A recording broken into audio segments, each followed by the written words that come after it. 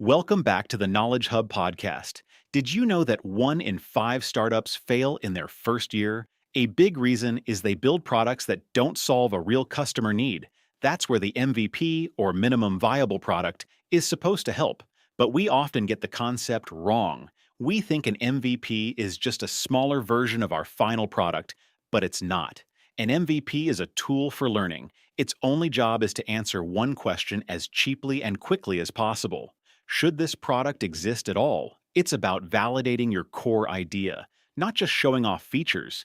Getting this distinction wrong is how budgets get blown and timelines spiral out of control. So the first thing to remember is that an MVP's scope should be radically small. Let's say you're building a travel app. Your vision might include personalized recommendations and loyalty programs. But the MVP, it should only do two things: let a user search for a destination and book a stay. That's it. If people won't use it for that core function, they won't care about the extras. You have to test the absolute essential action first.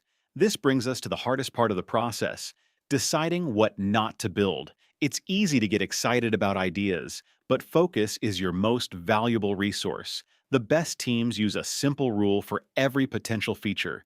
Does this help us test our main hypothesis? If a feature doesn't directly contribute to learning whether people want your core solution, it has to wait. For example, a real estate app's MVP might let users browse listings and request a viewing. It doesn't need a fancy agent dashboard or automated analytics yet.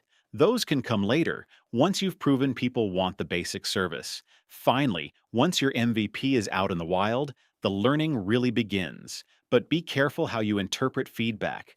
Don't just build what the loudest users ask for. Instead, watch what they actually do. Where do they get stuck? Which features do they use over and over without being prompted? These patterns in user behavior are far more valuable than a list of feature requests. This data tells you where to focus your energy and which features, even ones you loved, might not be as important as you assumed. A successful MVP isn't measured by how much it does, but by how much it teaches you.